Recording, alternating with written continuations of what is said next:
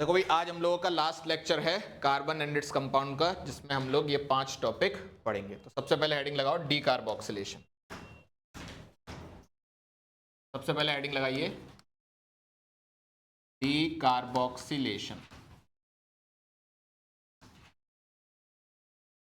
देखो नाम से ही पता लग रहा है कि इसमें क्या होगा, कार्बन डाइऑक्साइड निकलेगी। तो होता क्या है, ध्यान से सुनो।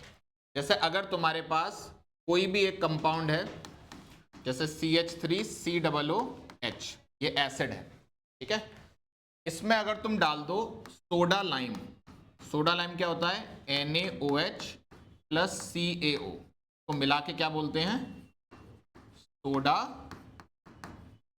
लाइम। तो ये करता क्या है, आपको देखो ये CO2 नजर आ रही है, इसको निकाल दो बाहर, क्या बचेगा CH3 और H। तो CH3 और H मिलके क्या बन जाएगा, CH4, और CO2 बाहर निकल जाएगी।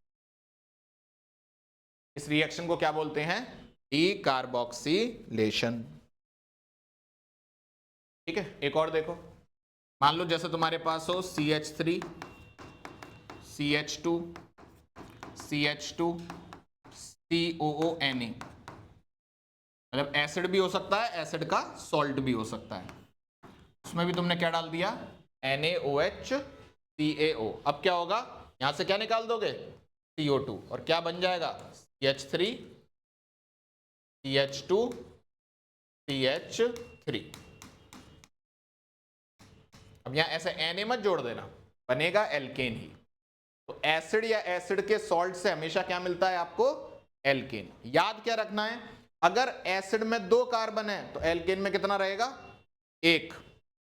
अगर एसिड में 4 कार्बन है तो एल्केन में कितना रहा, 3। यानी कि 1 कार्बन क्या हो जाता है, कम हो जाता है डी कार्बोक्सिलेशन में। ऐसी रिएक्शन को बोलते हैं स्टेप डाउन रिएक्शन। ऐसे रिएक्शन को क्या बोलते हैं, स्टेप डाउन रिएक्शन।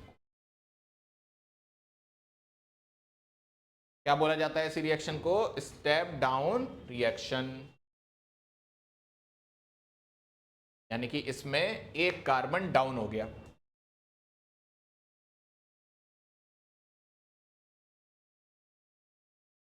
कुछ नहीं, मतलब पहले से जैसे NaOH का काम होता था, पहले ये Na बनाता था H हटा के। कल मैंने आपको सिखाया था ना, एसिटिक एसिड की जब रिएक्शन कराते हैं NaOH के साथ तो एसिड बेस रिएक्शन होती है, H हटेगा Na जुड़ेगा, और फिर उसके बाद रिएक्शन होती है आगे। इन्होंने पहले से ही Na बना के दे दिया है, कोई टेंशन नहीं है, बनना वही है। ठीक है, चलें आगे। ओके, एक चीज और सुनो। मान लो तुम्हारे पास एक कार्बन है और उस कार्बन से 2 COOH जुड़े हैं। क्या जुड़े हैं, 2 COOH। अगर तुम ऐसे कार्बन को हीट करते हो या ऐसे कंपाउंड को हीट करते हो तो 1 COOH हट जाता है।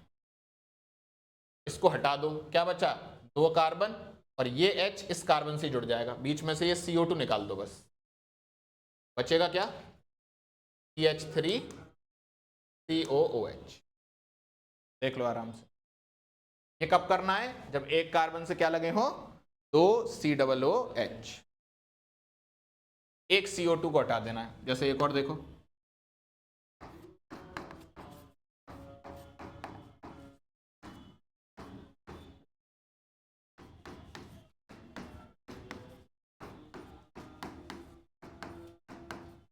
बताओ क्या बनेगा,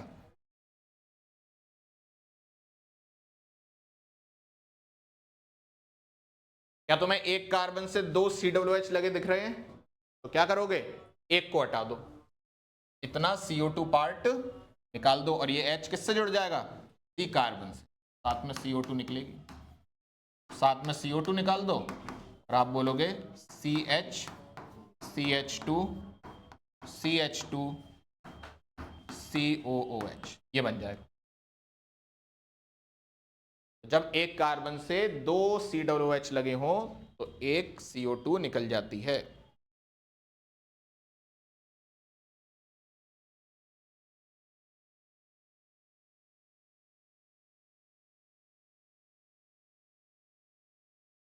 सटीक। एक और बताओ चलो।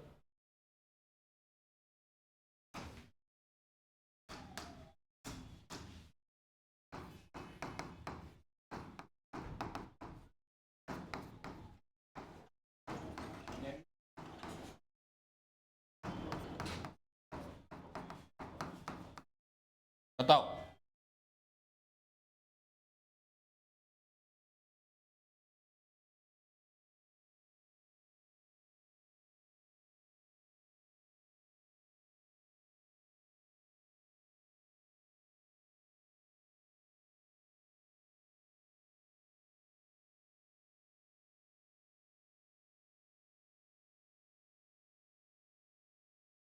क्या बनेगा? आप बोलोगे सर ये भी हट जाएगा और ये भी हट जाएगा, क्या बन जाएगा? CH3 यानी कि इथेन प्लस 2CO2।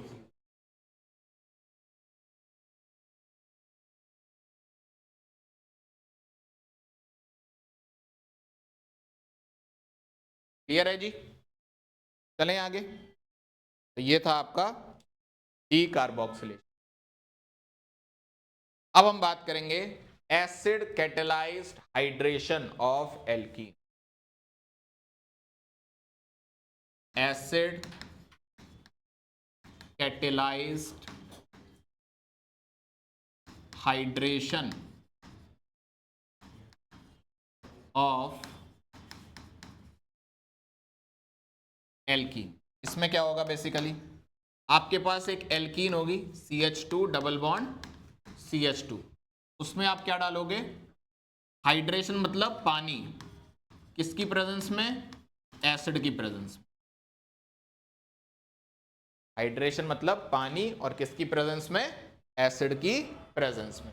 या आप इसी की जगह पे लिख सकते हो डाइल्यूट H2SO4, या H2 और H प्लस मिला के क्या बन जाएगा? इन तीनों में से कुछ भी लिखा हो सकता है। तुम्हें करना क्या है, एक तरफ जोड़ना है H और दूसरी तरफ जोड़ना है OH। कल हमने इसका उल्टा किया था, यहां से H और OH निकाला था। कैसे निकाला था? कॉन्सेंट्रेटेड H2SO4 डालकर एट 443 केल्विन, या इसी की जगह पे H3PO4 डाल सकते हैं, या फिर P2O5 डाल सकते हैं, या फिर Al2O3 डाल सकते हैं। इसको बोला था डिहाइड्रेशन ऑफ एल्कोहल, लेकिन इसको बोलते हैं हाइड्रेशन ऑफ एल्कीन। यहां पर पानी जुड़ रहा है, यहां पानी निकल रहा है। क्लियर है जी? ये है आपका एसिड कैटेलाइज्ड हाइड्रेशन। अब तीसरा देखो, डन डनाडन। तीसरा था आपका sodium hydrogen carbonate test.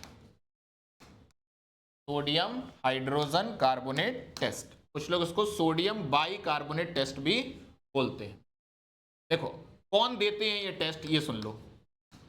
All carboxylic acids, सारे कार्बोक्सिलिक एसिड्स ये टेस्ट देते हैं। पहली बात, ठीक।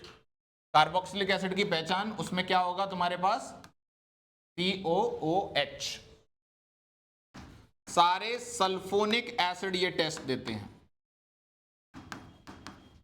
सल्फोनिक एसिड की पहचान SO3H होगा।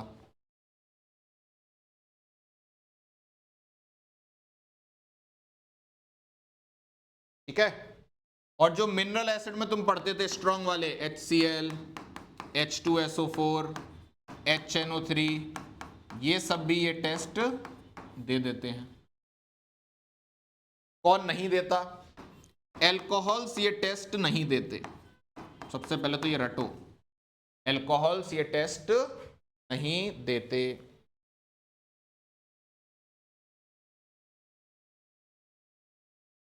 अब होता क्या है इस टेस्ट में वो सुनो।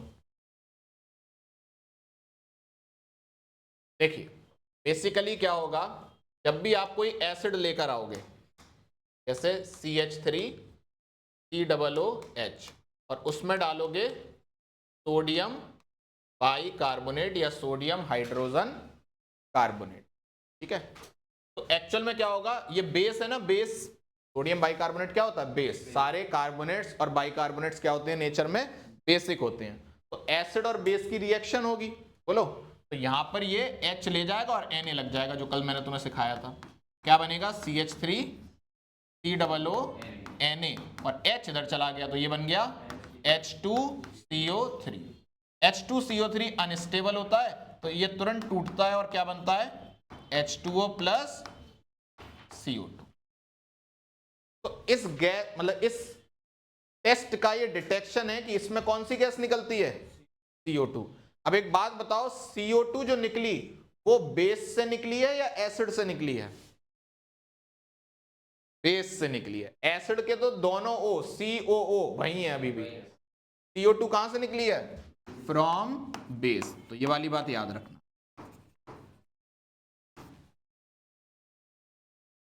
CO2 की क्या आएगी, ब्रिस्क एफरवेसेंस।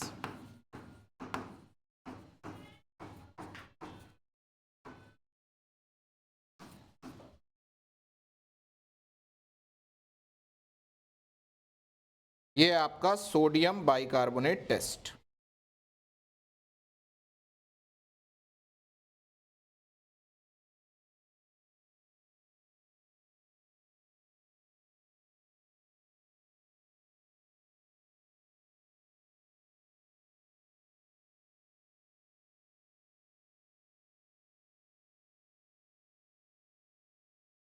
ठीक, ये जो कंपाउंड बना है इसका नाम होता है सोडियम एसीटेट या फिर सोडियम एथेनोएट।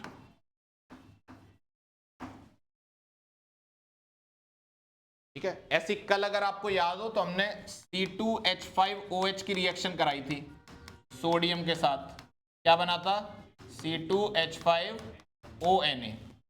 बोलो भाई, इसका नाम होता है सोडियम इथॉक्साइड। क्या नाम होता है, सोडियम इथॉक्साइड।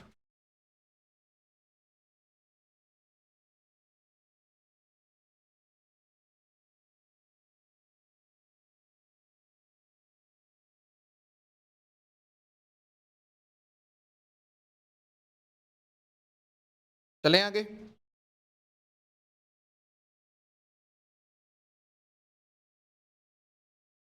चलो कुछ बातें लिखो, हेडिंग लगाओ methanol.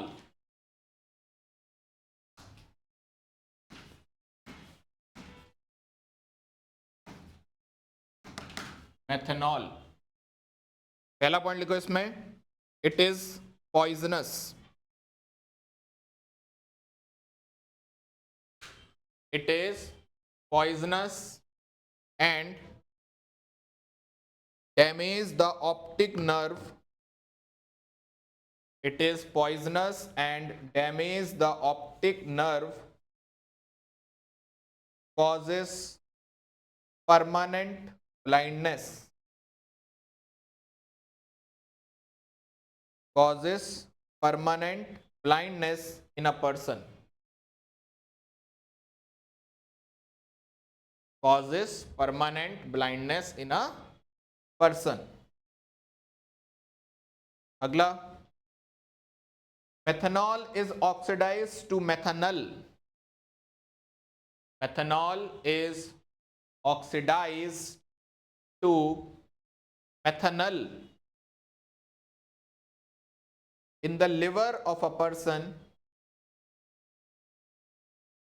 in the liver of a person, full stop। This methanol reacts rapidly,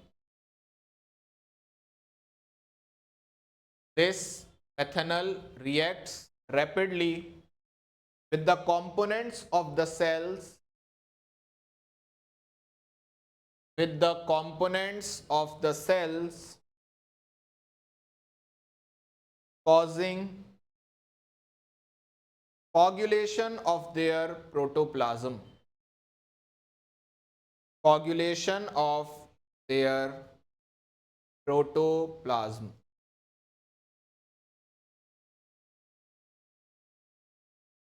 Coagulation of their protoplasm.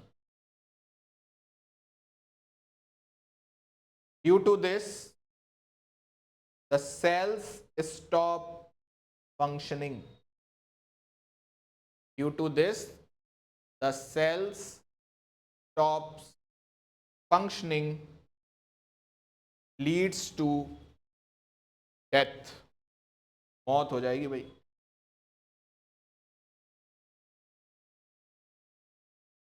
ठीक, अगला लिखो डीनेचर्ड एल्कोहल. ये क्या होता है? मैं लिखो, हाँ भाई, इथाइल एल्कोहल इज मेड, लिखो, ethyl alcohol is made unfit for drinking. Ethyl alcohol is made unfit for drinking by adding methanol, copper sulfate, pyridine, etc.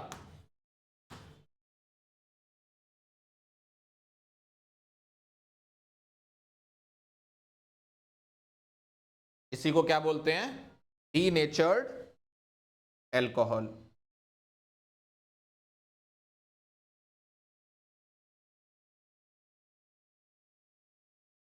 ठीक, अगला पॉइंट लिखो विनेगर. विनेगर क्या होता है?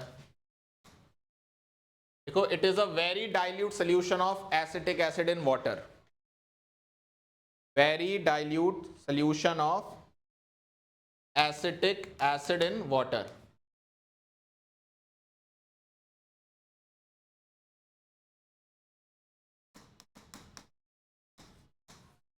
पांच से 8% एसिटिक एसिड रहेगा, 95 से 92 या 93% पानी रहेगा.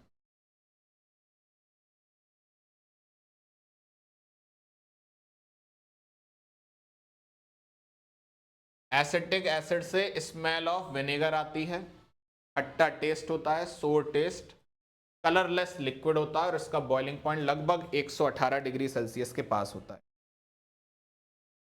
92 बिल्कुल,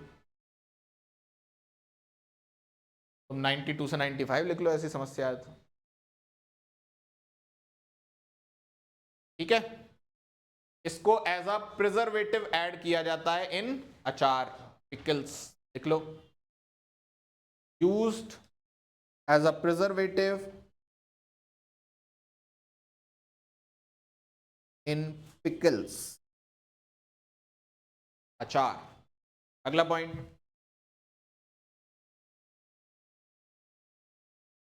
देखो ग्लेशियल एसिटिक एसिड.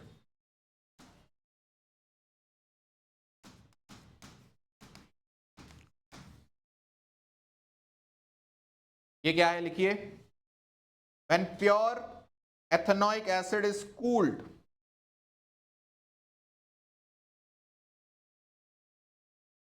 जब प्योर एसिटिक एसिड को क्या करते हैं? कूल करते हैं, तो एक ग्लेशियर की तरह आइस लाइक स्ट्रक्चर बन जाता है. Comma, it freezes to form a cooled, comma, it freezes to form a colorless, freezes to form a colorless, comma, ice like solid, comma, ice like solid, which looks like a glacier.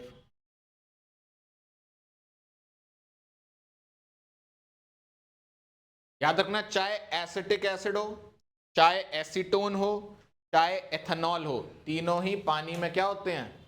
Soluble. तीनों ही पानी में क्या होते हैं? Soluble. तीनों का कारण hydrogen bonding. Acetone हो, चाहे एसिटिक एसिड हो चाहे एथेनॉल हो, तीनों water soluble. Reason hydrogen bonding.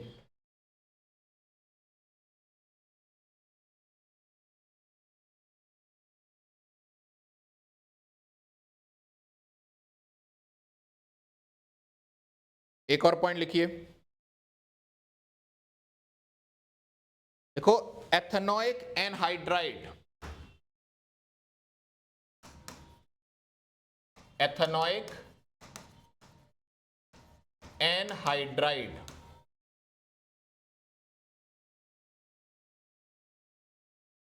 is used in the manufacturing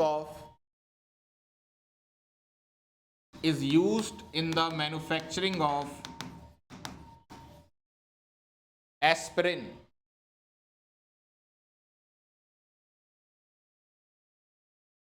which is an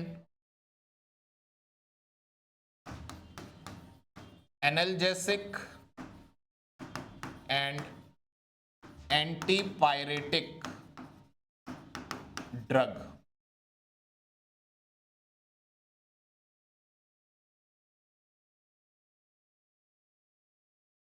antipyretic का मतलब होता है जो फीवर को कम करे, एनाल्जेसिक का मतलब होता है जो पेन को कम करे।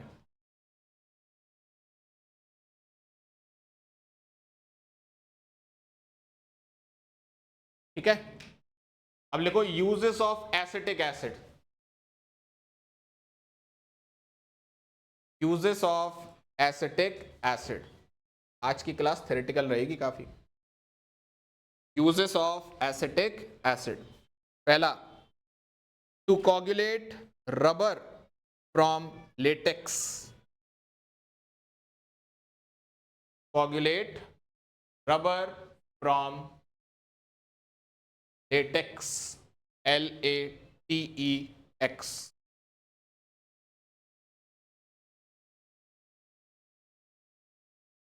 अगला for making cellulose acetate, for making cellulose acetate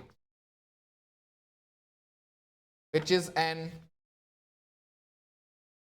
important artificial fiber, which is an important artificial fiber।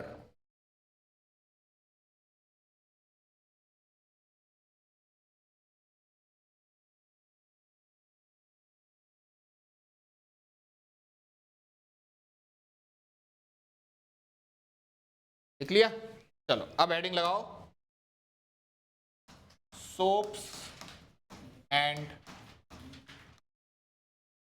Detergents, soaps and detergents.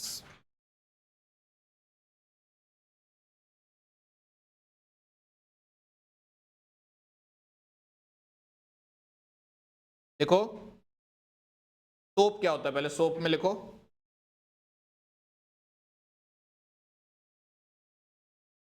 Soap में लिखिए इट इज अ सोडियम और potassium salt of long chain carboxylic acid या fatty acid which has cleansing action in water।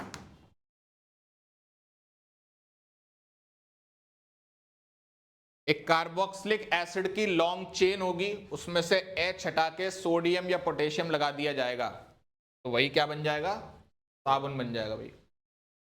जैसे एक दो example देख लो NCERT में जो लिखे हैं। एक एग्जांपल है सोडियम स्टीरेट, सोडियम स्टीरेट, इसका फॉर्मूला होता है C17 H35 COOH होना चाहिए, पर वो हट गया और क्या आ गया उसकी जगह पे Na। इसी तरीके से एक है सोडियम पामिटेट, ये है आपका C15H31 COO minus Na plus. ये दो याद रखने हैं आपको।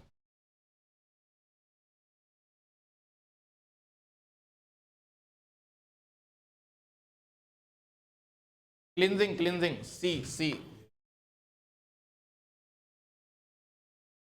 अब देखो, अगर तुम सोप का स्ट्रक्चर देखो तो ये कार्बोक्सिलिक एसिड से बना है और सोडियम हाइड्रोक्साइड से Na आया होगा।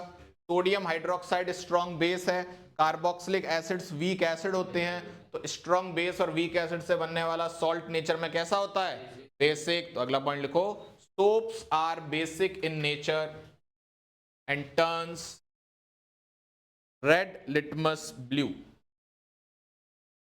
Soaps are basic in nature and turns red litmus blue.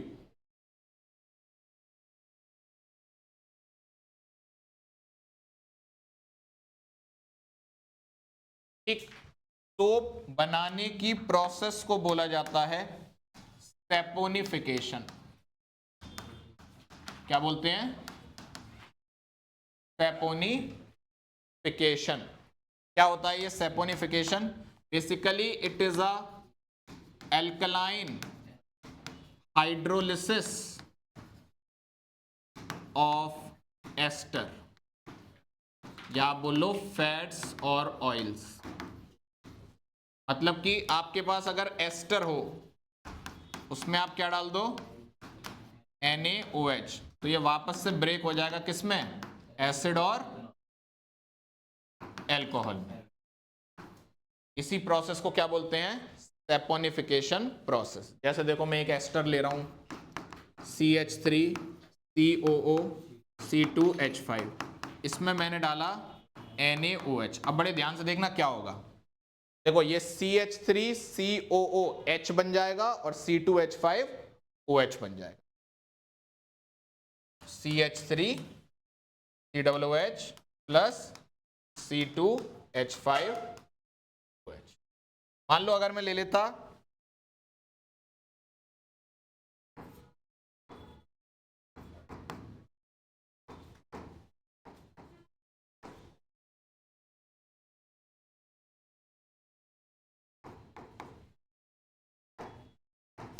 बताओ क्या बनता?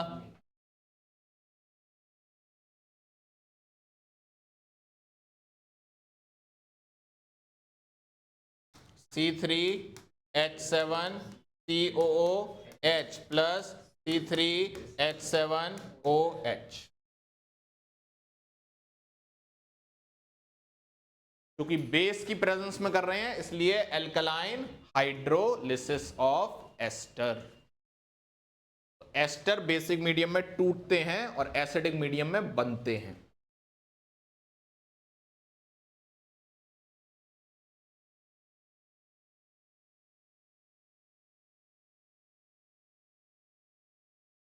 ठीक है?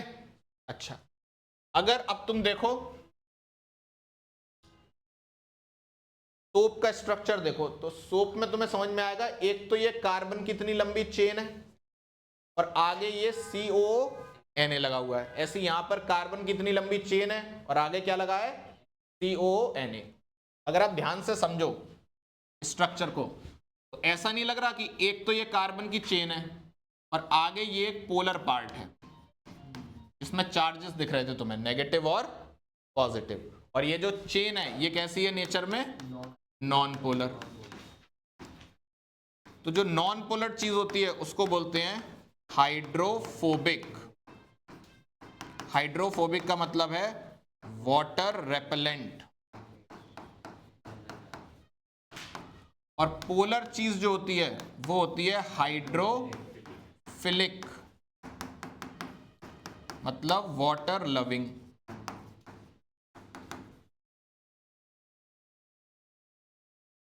ठीक है? तो जैसे मान लो तुम्हारे पास एक कंटेनर है, उसमें तुमने पानी भरा और उसमें तुमने एक गंदा कपड़ा डाल दिया, ठीक है। गंदा कपड़ा बोले तो उसके ऊपर ग्रीस वगैरह के पार्टिकल्स हैं, डर्ट पार्टिकल्स हैं। अब ग्रीस वगैरह जो होता है या जो डर्ट पार्टिकल्स होते हैं वो भी नेचर में कैसे होते हैं, हाइड्रोफोबिक, ठीक। अब तुमने ऊपर से डाला सोप, जब तुम सोप डालोगे तो क्या होगा, सोप में ये पार्ट कैसा है, हाइड्रोफिलिक, मतलब ये पार्ट पानी में रहना चाहता है, हाँ, और ये पार्ट जो है ये पानी में नहीं रहना चाहता। तो होता क्या है, जैसे यहां पर जो भी डस्ट पार्टिकल्स होंगे उनसे ये पार्ट जाके चिपक जाएगा, और जो हाइड्रोफिलिक पार्ट है वो कहां रहेगा, बाहर पानी में, ठीक है। अब ये जाके चिपक गया है, अब तुम कपड़े को क्या करो, एजिटेट करो, है ना, यानी कि उसको बार बार ऐसा करके मसलो, तो उससे क्या होगा, इन दोनों के बीच में फ्रिक्शन होगा और ये हाइड्रोफोबिक पार्ट इस डर्ट पार्टिकल को अपने साथ ले जाएगा, पानी गंदा हो जाएगा, कपड़ा साफ हो जाएगा, साफ पानी में धो एक बार, कपड़े साफ हो, ठीक। इसी को क्या बोलते हैं, क्लींजिंग एक्शन। और ये जो तुमने देखा, ये जो बनाया, इसको बोलते हैं मिसल। स्पेलिंग यही है, देख लेना।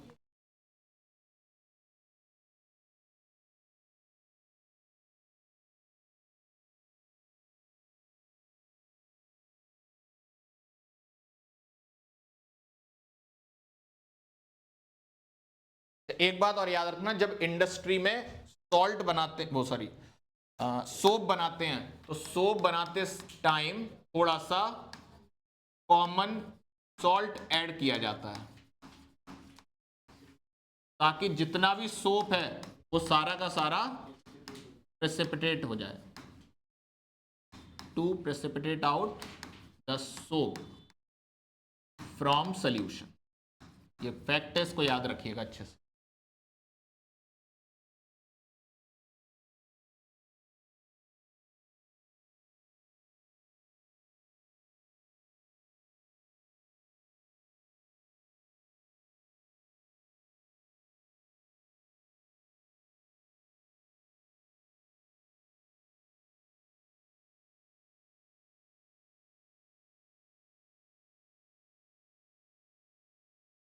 ठीक है, अच्छा, सोप जो होता है वो हेल्पफुल नहीं होता हार्ड वाटर में। कौन से पानी में, हार्ड वाटर। हार्ड वाटर वो होता है जिसमें कैल्शियम और मैग्नीशियम आयंस प्रेजेंट होते हैं। तो अगर आपने ऐसे वाटर में सोप को डाला तो कैल्शियम और मैग्नीशियम आयन के साथ वो एक प्रेसिपिटेट बना लेता है जिसका नाम होता है स्कम, SCUM। और ये स्कम आपके कपड़ों के साथ चिपक जाता है, कपड़े और गंदे हो जाते हैं, बल्कि सफेद सफेद हो जाते हैं। सबसे सॉफ्ट वाटर कौन सा है, डिस्टिल वाटर, आयंस ही नहीं है। तो टैप वाटर भी ठीक है, पर कुएं वुए का पानी हार्ड वाटर होता है।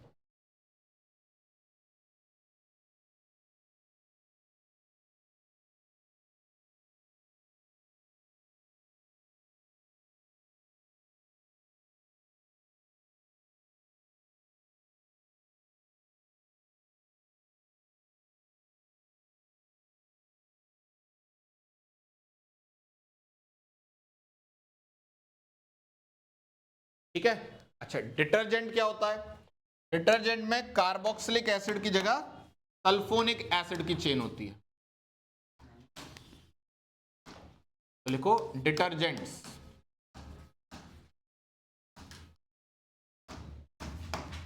में लिख लो sodium salt of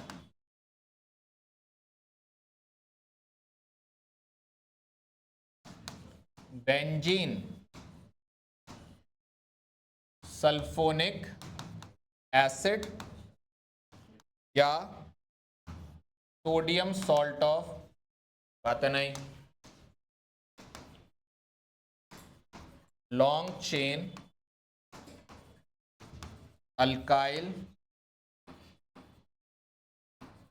hydrogen sulphate.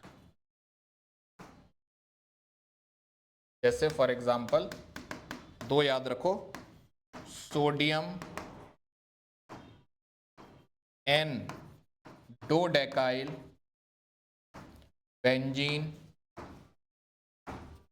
Sulfonate, इसका फॉर्मूला है CH3 CH2 11 C6H4 SO3 Na। और दूसरा एग्जाम्पल है सोडियम एंड डोडेकाइल सल्फेट, इसमें बेंजीन नहीं है, ये हो जाएगा CH3 CH2 10 CH2 SO3 Na।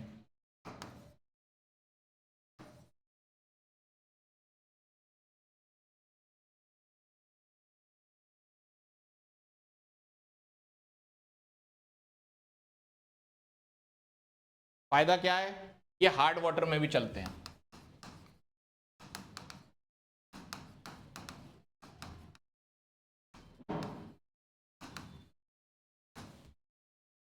Detergent से कपड़े आप हार्ड वाटर में भी धो सकते हो।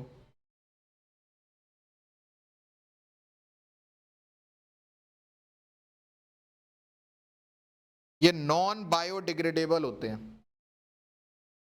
कैसे होते हैं? Non biodegradable. सोप्स होते हैं बायोडिग्रेडेबल। इनका क्लिंजिंग एक्शन स्ट्रॉन्ग होता है, स्ट्रॉन्ग क्लिंजिंग एक्शन, और उनका क्या होता है?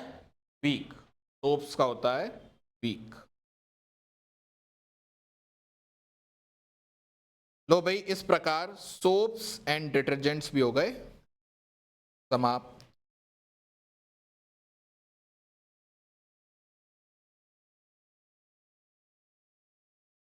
क्या कह रहे हो? क्यों एलोट्रॉप्स ना पढ़ाएं? छोड़ दें? बताओ।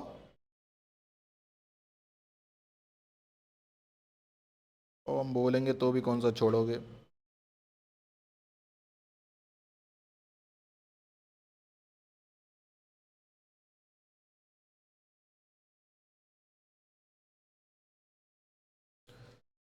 चलिए भाई, हेडिंग लगाइए, एलोट्रॉप्स ऑफ कार्बन। अंतिम टॉपिक, एलोट्रोप्स ऑफ कार्बन।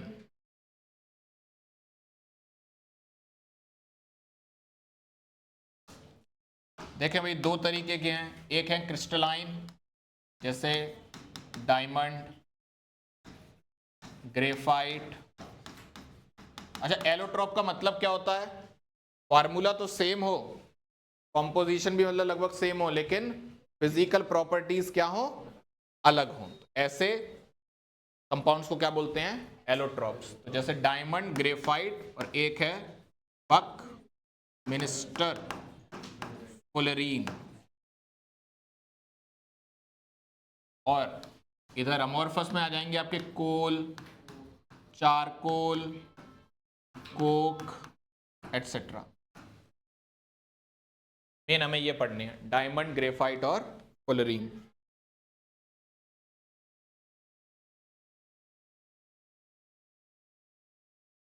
याद रखना, तीनों में डायमंड है हार्डेस्ट, ग्रेफाइट है स्टेबल, फुलरीन है प्योरेस्ट। ये तीन बातें आपको याद रखनी है। हार्डेस्ट कौन? डायमंड। स्टेबल कौन? ग्रेफाइट। ये मस्त बात है, डायमंड और ग्रेफाइट में ग्रेफाइट ज्यादा स्टेबल होता है। और प्योरेस्ट कौन? Buckminster fullerene.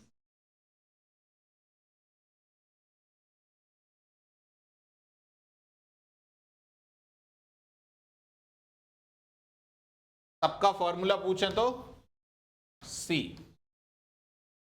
सबके अंदर केवल कौन है? सी है। ठीक, तीनों में से किसी को भी जलाओगे तो कौन सी गैस निकलेगी? CO2। ठीक है। डायमंड में याद रखना, डायमंड में कार्बन टेट्राहेड्रली अरेंज होता है। कैसे अरेंज होता है? टेट्राहेड्रली। डायमंड के अंदर डेंगलिंग बॉन्ड्स होते हैं। ये डेंगलिंग बॉन्ड्स का मतलब क्या है? देखो टेट्राहेड्रल मैंने आपको स्ट्रक्चर बताया था, है ना, बना के दिखाया था आपको। एक ऊपर होता था और नीचे 3 ट्राइपॉड की तरह होते थे। तो अगर किसी को भी क्लोज्ड रिंग में बनना है तो उसके सारे बॉन्ड एक ही तरफ तो होने चाहिए। तो जब आप डायमंड का डायग्राम देखोगे तो जो लास्ट एलिमेंट होगा कार्बन का, उसके 3 बॉन्ड तो नीचे की तरफ बन जाएंगे, लेकिन एक बॉन्ड तो ऊपर की तरफ फ्री रह जाएगा ना, तो उसको बोलते हैं डेंगलिंग बॉन्ड। और वहां पे आके कभी कभी इंप्योरिटीज चिपक जाती हैं, इसलिए डायमंड प्योरेस्ट फॉर्म नहीं है। प्योरेस्ट फॉर्म कौन है? फुलरीन, क्योंकि फुलरीन का स्ट्रक्चर होता है, उसके सारे बॉन्ड एक दूसरे से क्या होते हैं? जुड़े होते हैं, वहां पर कोई भी फ्री बॉन्ड नहीं होता। ठीक है जी। तो टेट्राहेड्रल अरेंजमेंट और डेंगलिंग बॉन्ड। डायमंड कलरलेस होता है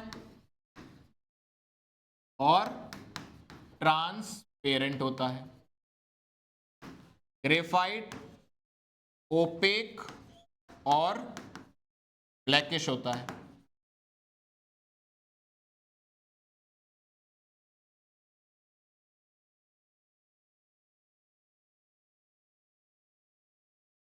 कुछ लोग ग्रेइश ब्लैक भी बोलते हैं। सॉफ्ट होता है और स्लिपरी होता है।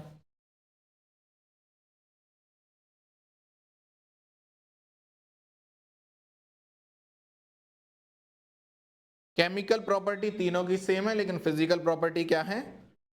अलग।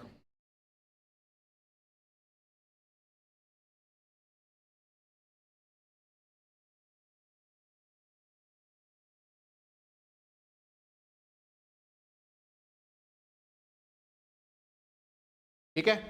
डायमंड में कोई भी फ्री इलेक्ट्रॉन नहीं है, नो फ्री इलेक्ट्रॉन। इसकी वजह से ये है non conductor of electricity, non conductor of electricity. लेकिन अगर मैं ग्रेफाइट की बात करूं तो ग्रेफाइट में क्या होता है? ग्रेफाइट में इस तरीके से हेक्सागोनल लेयर्स होती हैं। क्या होती हैं? Hexagonal layers. और सारी लेयर आपस में एक दूसरे से कनेक्टेड रहती हैं।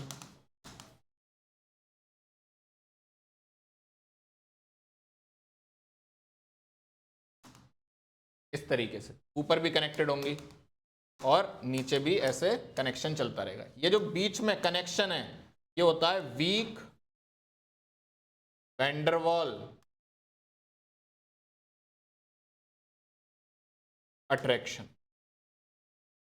इसी वजह से आप पेंसिल से लिख पाते हो। जब आप पेंसिल से लिख रहे होते हो तो ये पूरी हेक्सागोनल लेयर निकल के आपकी कॉपी पे आ जाती है ना। फिर जब लिखना शुरू किया दूसरी आ गई, फिर लिखना शुरू किया तीसरी आ गई। धीरे धीरे हेक्सागोनल लेयर क्या होती गई? कम होती गई, पेंसिल छोटी होती जाती है। क्या? अगर ये मान लो वीक ना होते तो तुम पेंसिल से लिख नहीं पाते।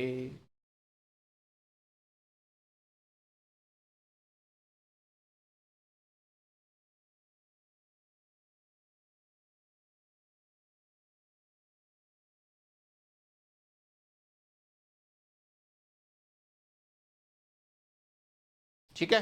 अगला पॉइंट देखो। अब अगर तुम ध्यान से देखो इस कार्बन को, तो ये कार्बन एक इधर जुड़ा है, एक इधर जुड़ा है और एक इधर। कितने कार्बन से जुड़ा है? 3। यानी कि एक वैलेंसी इसकी क्या है? फ्री। एक वैलेंसी फ्री होने का मतलब एक इलेक्ट्रॉन क्या है? फ्री। इसकी वजह से it is a good conductor of electricity.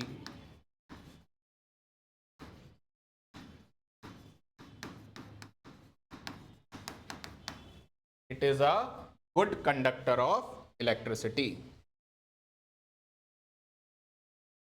और डायमंड और ग्रेफाइट दोनों का ही मेल्टिंग पॉइंट वेरी हाई लिख लेना।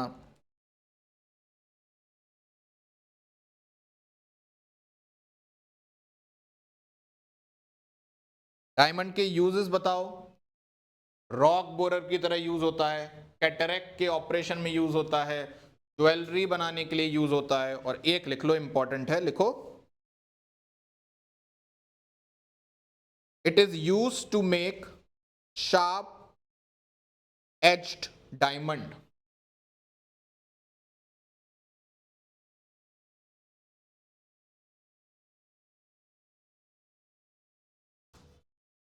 Sharp edged diamond called keratome. खीरा नहीं, कीरा या केरा, keratome, which is used by eye surgeon to remove cataract.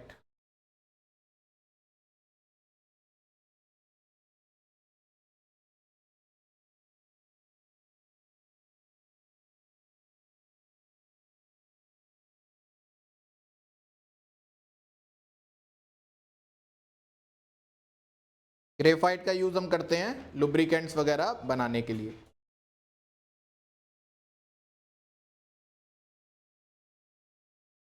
ठीक है, चलो अब बात करते हैं हम फुलरीन की। फुलरीन, इसका स्ट्रक्चर सॉकर बॉल जैसा होता है, इसीलिए इसको बकी बॉल भी बोलते हैं। ठीक, जिस साइंटिस्ट ने इसको डिस्कवर किया था उनका नाम था क्रोटो। क्या नाम था? क्रोटो। क्रोटो ने ये लैब में बना लिया था, फिर उसके बाद वैसे घूमने चले गए, तो वो एक एग्जीबिशन में पहुंचे। एग्जीबिशन में जो सीलिंग थी उसकी शेप डोम शेप थी, और वो कुछ कुछ उसी स्ट्रक्चर जैसी थी जो वो घर पे बना के गए थे। उन्होंने पता किया कि किस आर्किटेक्ट ने ये सीलिंग बनाई है, तो पता चला उसका नाम था बकमिंस्टर फुलर। उन्होंने अपने कंपाउंड का नाम क्या रख दिया? Buckminster fullerene. ऐसे गंवार हैं, बताओ, आर्किटेक्ट के नाम पर रख दिया। लोगों को लगता है आज तक वो साइंटिस्ट का नाम था। ठीक है ना, उसका कोई लेना देना नहीं था, वो फेमस हो गया ऐसे। चलो, तो बकमिंस्टर फुलरीन का फार्मूला होता है C60। इसमें हेक्सागन्स कितने होते हैं? हेक्सागन्स होते हैं 20 और पेंटागन्स 12। सॉकर बॉल जैसा स्ट्रक्चर होता है। अगर आपने ये हेक्सागन और पेंटागन के नंबर को चेंज किया तो फिर बॉल नहीं बनेगी।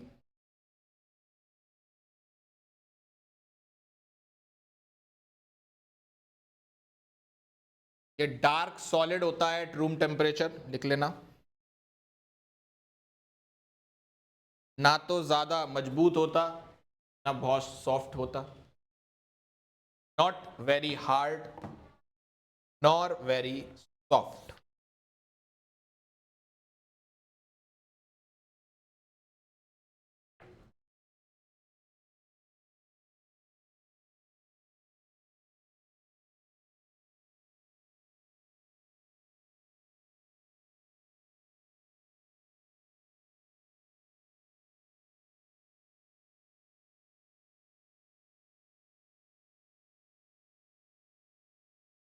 क्लियर है जी? इस प्रकार आपका ये चैप्टर हुआ समाप्त। अब मैं आपको कुछ इंपॉर्टेंट बातें और बताता हूं जो थोड़ी सी एक्स्ट्रा है। देखो, ज्योमेट्रिकल आइसोमेरिज्म,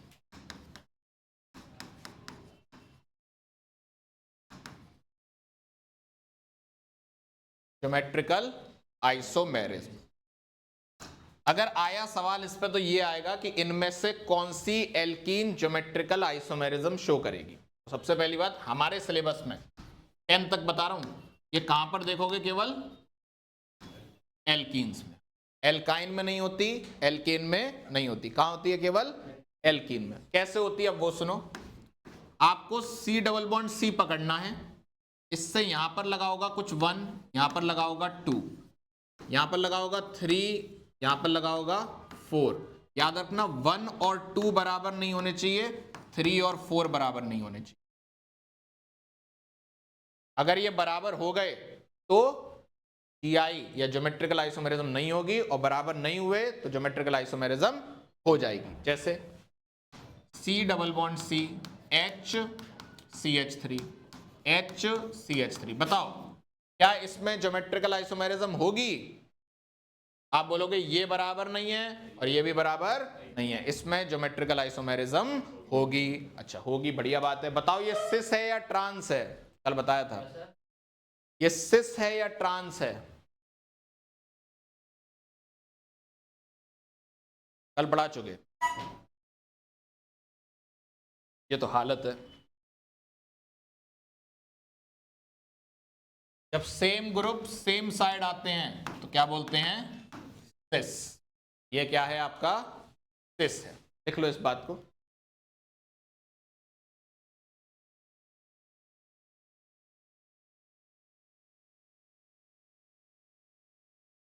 बिल्कुल, अगर CH3 ऊपर होता है, H नीचे आ जाता है एक तरफ से, तो ये ट्रांस हो जाते।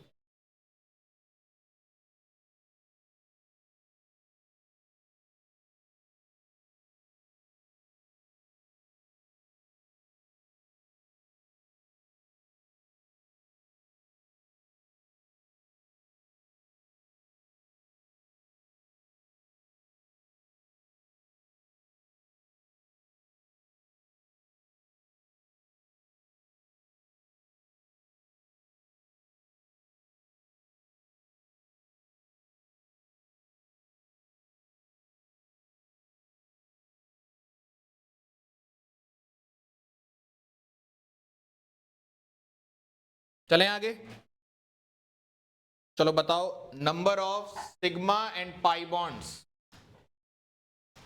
Number of sigma and pi bonds in acetaldehyde.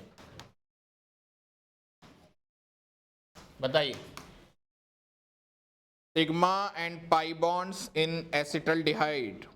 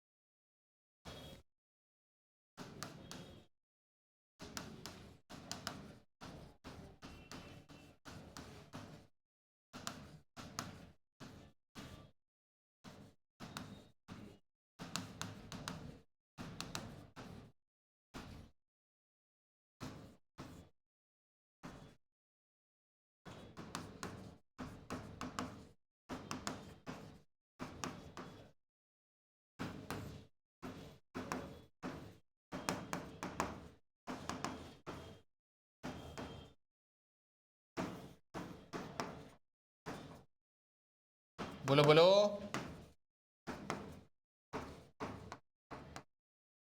Acetaldehyde क्या होता है? हाँ, CH3CHO। तो पाई तो दिख गया, पाई कितना है? एक। सिग्मा 1 2 3 4 5 6, पाई 1 सिग्मा 6। अगला बताओ। चैप्टर खत्म हो गया, बस अब हम टाइम पास कर रहे हैं।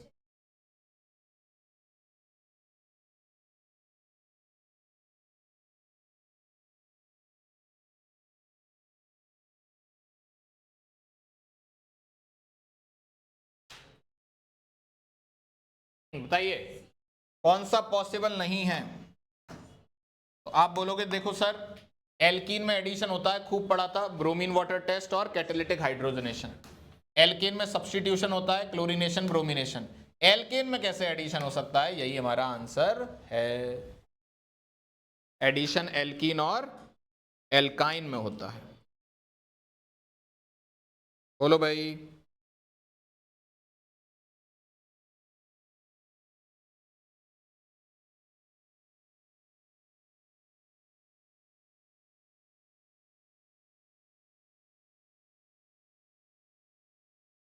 अगला देखो, which compound has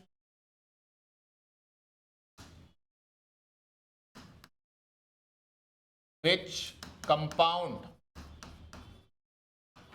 has maximum dipole moment? ये बताता हूं क्या होता है। Option A CO2, B CH4, C CHCl3 या डी CCl4। देखो अगर कोई स्पीसीज पोलर होगी तो पोलर के अंदर डाइपोल मोमेंट होता है, और अगर नॉन पोलर होगी तो उसका डाइपोल मोमेंट 0 होता है। अब नोट करते चलना, ये कुछ भी आ जाएगा।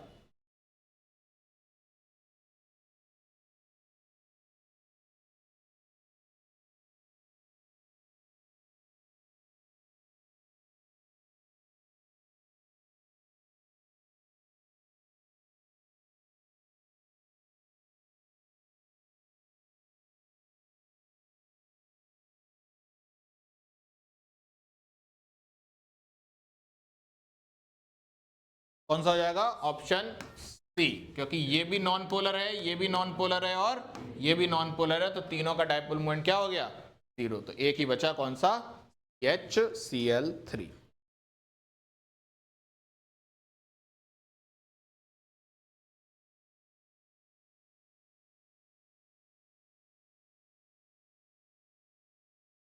ठीक है, चलो एक चीज और बता देता हूं, समझ नहीं आएगी, बस ट्रिक बता रहा हूं, वो देख लेना। हाइब्रिडाइजेशन क्या होता है मैं नहीं समझा रहा हूं, समझ में आएगा भी नहीं आपको, बस 2-3 बातें समझो।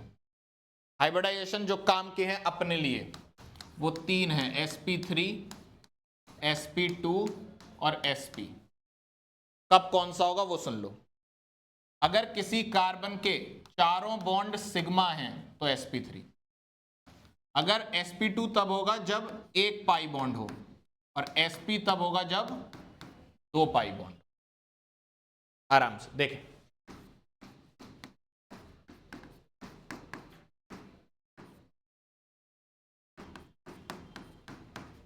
चलो बताओ इस कार्बन का हाइब्रिडाइजेशन।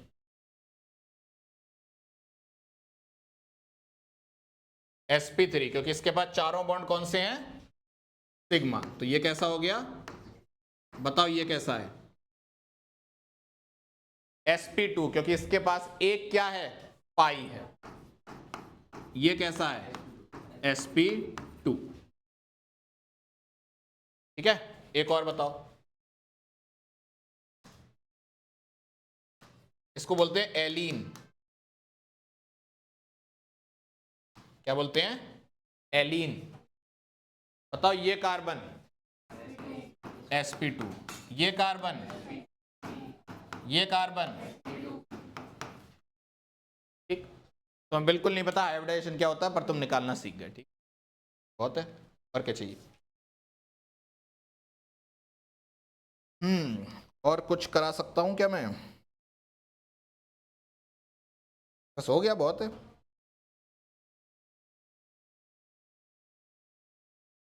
चलिए भाई, तो ये हमारा carbon and its compound successfully हुआ आज समाप्त। सीख गए तुम लोग।